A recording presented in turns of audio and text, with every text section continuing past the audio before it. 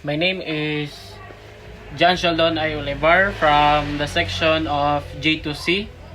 So, today I'm going to report about the intact buoyancy and how ship's stability will be affected when it's breached. So, what is intact buoyancy? So,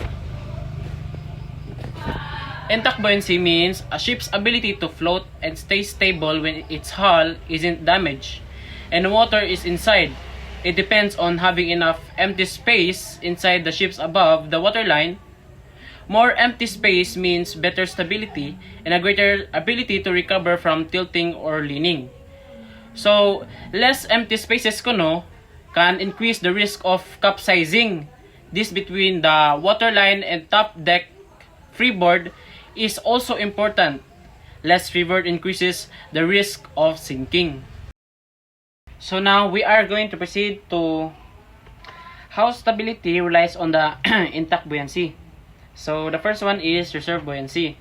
So reserve buoyancy is the watertight volume of the ship's hull or the enclosed spaces. So munay pasabot sa reserve buoyancy. So intact buoyancy means a ship's ability to float and stay stable when its hull isn't damaged and the water inside. It depends on having enough empty spaces inside the ships above waterline. More empty spaces means a better stability and a greater ability to recover from tilting or leaning. Less empty space increases the risk of capsizing. The distance between the waterline and the top deck, which is the freeboard. So, as I mentioned that reserve buoyancy includes the watertight volume of the ship's hull or the enclosed spaces. So, it serves as a reserva sa barko. Reserva sa barko nga mo keep afloat even if kanang mutilt siya, mubalik ra gyapon siya. so same na siya sa pangkaduha. So ang pangkaduha is the number 2 is the righting moment.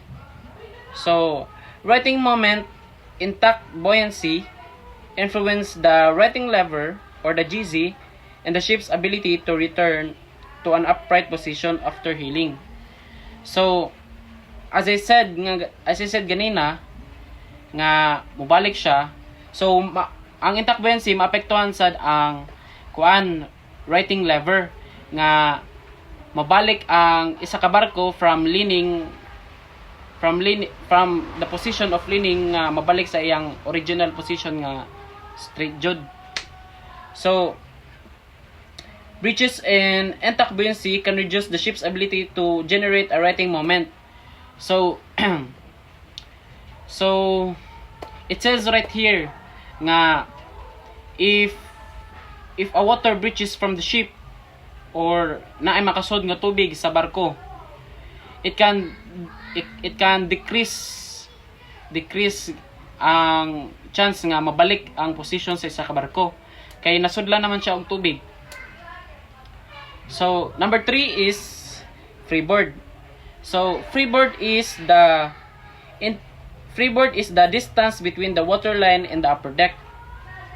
So intact buoyancy directly affects the freeboard o directly affects jud ang intact buoyancy jud directly affects the freeboard. So a breach can reduce a freeboard and increase the risk of submersion.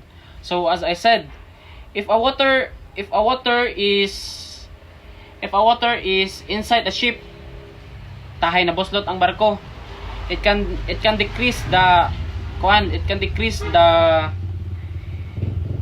reduce the freeboard kay mas mo submerge pa man siya. So ang di ba ang freeboard kay from waterline to the keel. So mo reduce jud ang freeboard kay ang waterline kay mas naibabaw po man sa upper deck. So we're proceeding to the third slide. So the effects of breach and intact buoyancy. When intact buoyancy is breached, the watertight integrity of a certain compartment is lost, leading to the water ingress. This has the significant implications for stability. So a breached ship can impact the ship's buoyancy. So these are the effects if a ship is breached. So number 1 is the loss of reserve buoyancy. So reduction of the ship's ability to remain afloat. In extreme cases, the ship may sink and exceeds the remaining buoyant volume. So the loss of reserve buoyancy. So as I said in the second slide, that a reserve buoyancy acts as the substitute or mutabang siya sa ship to keep afloat even if kanang nag-tilt ana. So isa siya sa mutabang. So if malas nagli ang reserve buoyancy, so it may cause the ships to masubmerge siya kay because of the loss of buoyancy if ma-breach na jud siya og tubig. So the second one is reduction in freeboard. So as I said, that freeboard is the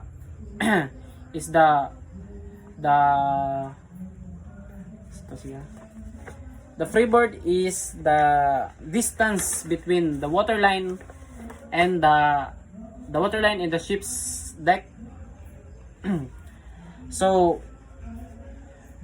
a reduced freeboard increases the risk of waves overtopping the decks. So if a ship is breached, mo-submerge jud siya. Mo-submerge jud ang ship's deck. And mas mumubo pa ang freeboard sa isa ka barko.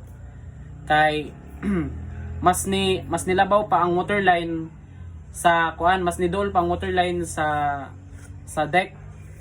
So a reduced freeboard can risk of waves overtopping the deck. So ang dagat man jud kikusog man jud nagbawd. So if ma-reduce ang freeboard sa isa ka barko, di ba mas mumubo pa ang deck. So a lot of waves nga ang makasud sa barko. Number 3 is shift in center of gravity.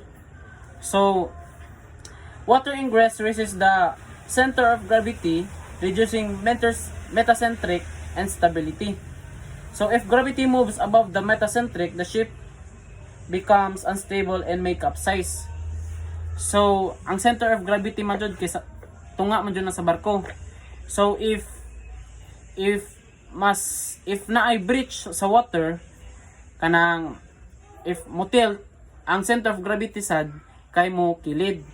So if a gravity moves from the metacenter, the ship may become unstable and may capsize.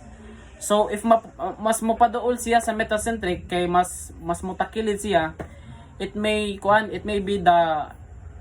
be the cause of capsizing or pwede mo bali ang barko. So number 4 is the free surface effect. So flooded compartments create a free surface effect where the shifting of water amplifies rolling, reduces the stability. A free surface reduces the ship's metacentric height, making it more susceptible of capsizing. So free surface effect is the compartment's is the flooded compartments. Flooded compartments sa isa ka barko nga nasudlan og tubig. So, number 5 is change in trim. So, trim is the difference in draft between the bow. So, its impact is the water ingress in a specific compartment can cause the ship to trim forward, aft, or least one side, affecting operational performance and safety. So, water entering a compartment on one side of the ship can cause a literal tilt and can change the trim, affecting the operational and performance and safety. So number 6 is progressive flooding.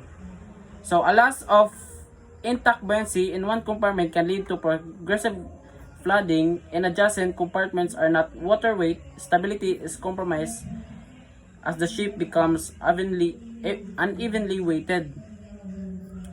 So the loss of intact buoyancy in one compartment can lead to progressive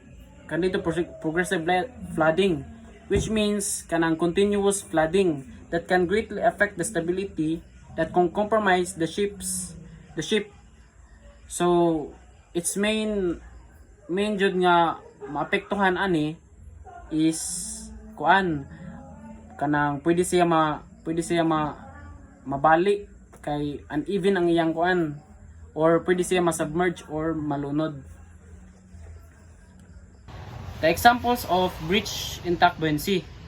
So the first one is grounding. A hull breach below the waterline allows the water to flood internal compartments, leading to loss of buoyancy and potential capsizing. So kanang potential jud nga matawag og grounding o kanang naka sa shallow water if masabot ang barko. So its damage can breach below the waterline, allows the water to flood internal compartments, masudlan ng mga ship's hull, leading to loss of buoyancy and potential capsizing, which can lead to capsizing or your ship being submerged. And the other example is collision. So damage to the hull can compromise a multiple compartments, reducing reserve buoyancy and stability. So collision, if two large boats collide, it can cause great damage jud nga maka-affect siya sa ship's buoyancy kay na naman siya buslot and pwede na sa siya ma-breach sa tubig. And other is structural failures. Cracks or fractures in the hull or bulkheads can lead to water ingress and loss of stability. So examples of structural failures is sagging, hugging, and others. So it can greatly affect the ship's buoyancy, as the ship's buoyancy relies on the structure of the ship. So we are now in the last slide. So here are the measures to mitigate the effects of breach intact buoyancy. The first one is the watertight bulkheads compartments. Number 2 is ballasting. Number 3 is damage controls measures. Number 4 is monitoring system, and the last one is proper loading practices. So good night, sir. This is my report for today.